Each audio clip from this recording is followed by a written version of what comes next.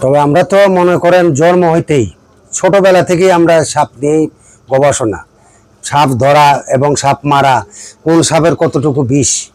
তবে এর থেকেও দামি দামি বিষাক্ত সাপ আমাদের দেশে আছে, এটা নিয়ে আতঙ্ক হওয়ার কোনো মানি হয় না।